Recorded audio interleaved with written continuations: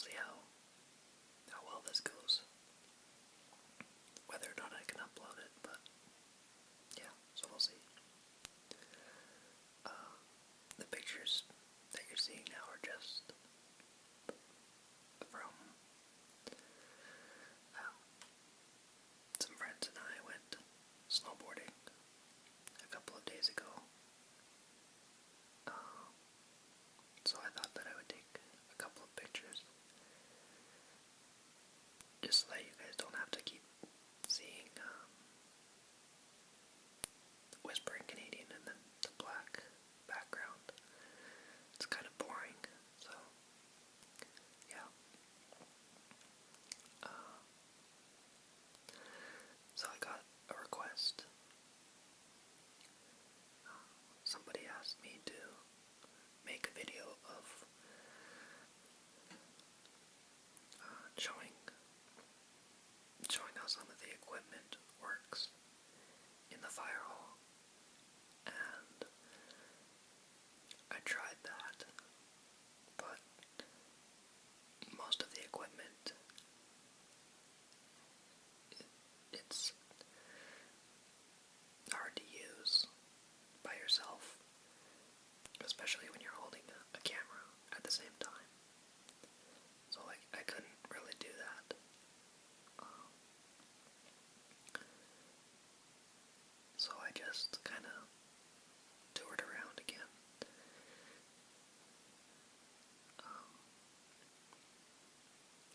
Now I got another request asking me to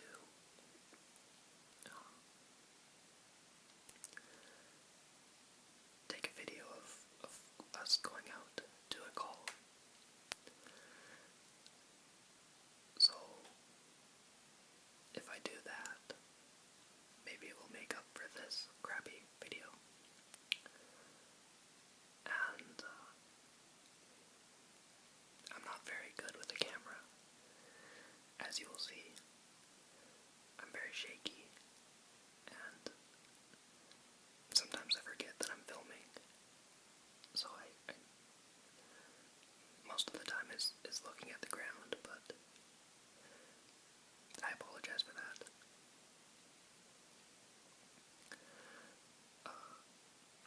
Now, the person who requested this, you can send me a message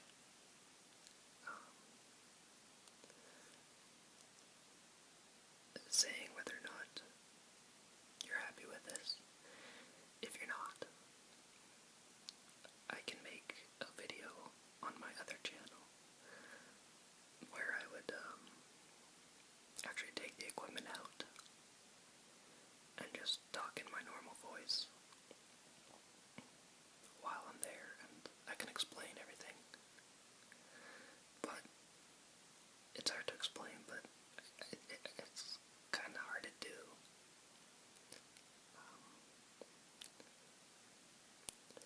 The way that I do my videos, it's hard to see what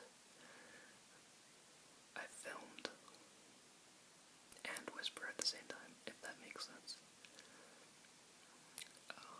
So you can send me a message, and I'd be happy to do it on my second channel. And the person who requested that I film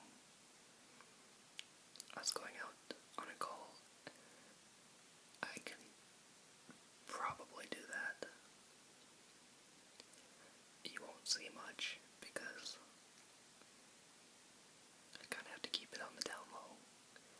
I don't want them knowing that I'm filming, because then they start asking questions of why I'm doing it. So it's not like you would see much. But if I do that, it's probably gonna have to go on to my second channel as well. But I can give you guys the links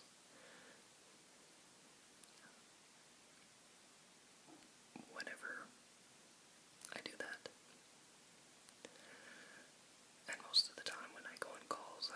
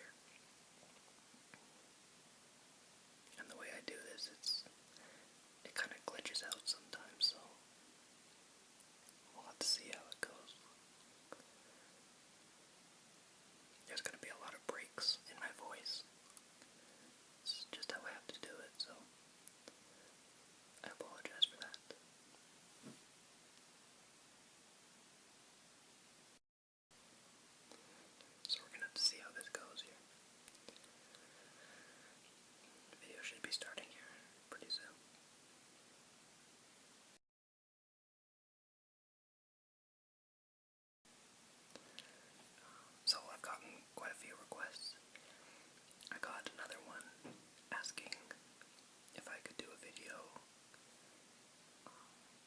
talking while I chew gum. I've never tried it, but I certainly can. So, next few videos are probably going to be request videos. And,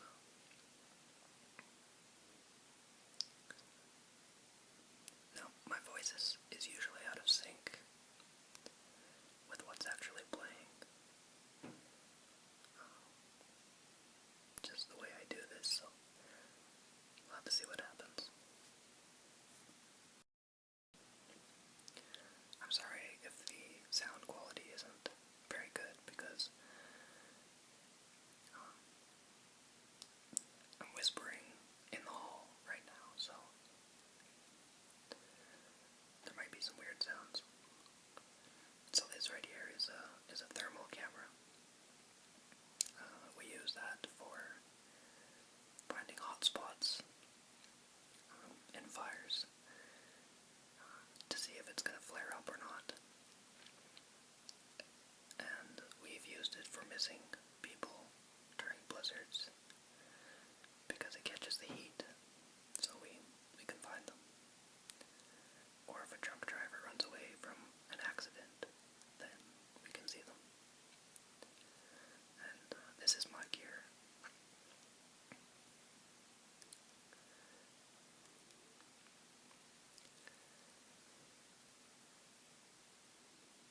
I don't really know what to say about it. Balaclava. I think that you guys know what most of this stuff is. Those were my fire gloves. There's two sets of gloves. Those ones are my extrication gloves.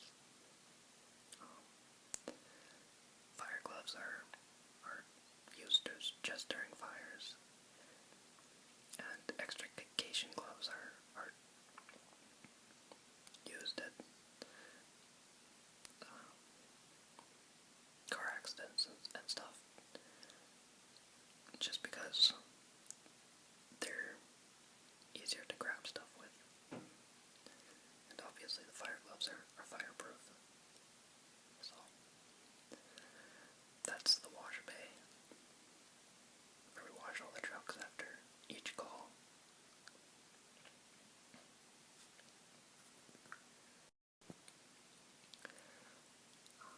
This is the rescue truck that we take to car accidents and everything. And I'm trying to show you the spreaders and cutters.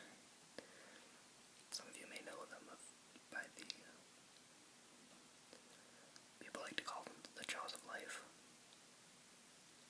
Things that just open up car doors and stuff. And then there's the ram, if you're going to do a dash roll. So yeah, that's just all the extrication tools that we use to get people out of vehicles.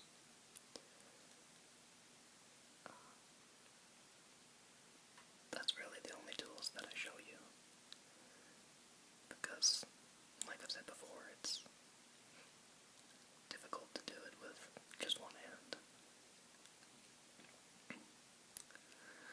And that's John. I told you about him. I don't know why he was positioned like that, but whatever. And then there's that random creepy head again. I still don't know where that came from, but it freaks me out every time that I see it. So I just decided to chuck it in the corner.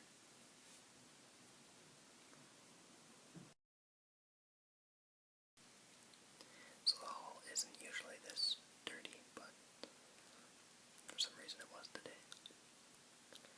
And this is where we fill up our oxygen tanks, or SCBAs, after calls. And the only difference between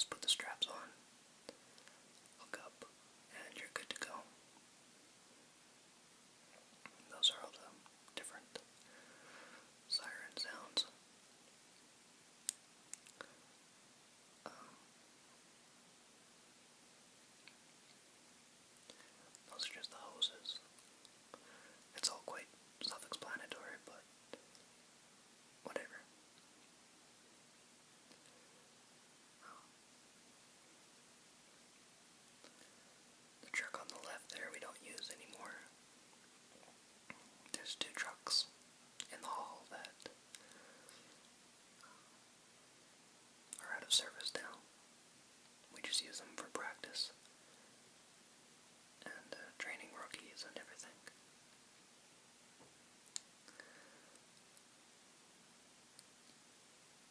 So this is inside the rescue truck. This is another GPS system that we use, but it's obviously much more advanced. You can see the map there. We're getting a laptop in, I think, in all of the trucks pretty soon. And they're replacing the idiot box. That's what we call them. I don't know what the real name is, but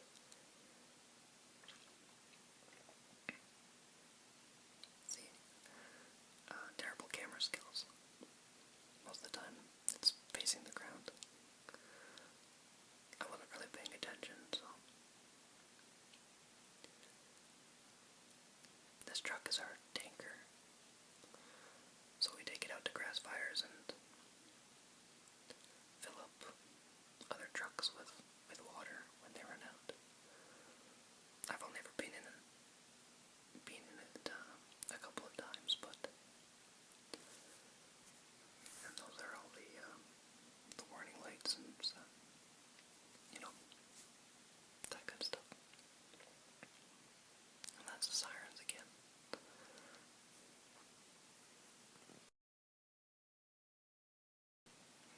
So I don't know if you could see those pedals on the ground before, but they're quite annoying. They are. If you step on them, the horn goes, and they're on the passenger side and the driver's side. And every time I get in that truck, I always hit the horn, and it frightens me greatly. I'm just showing you all the lockers and their statuses. There's Fire Chief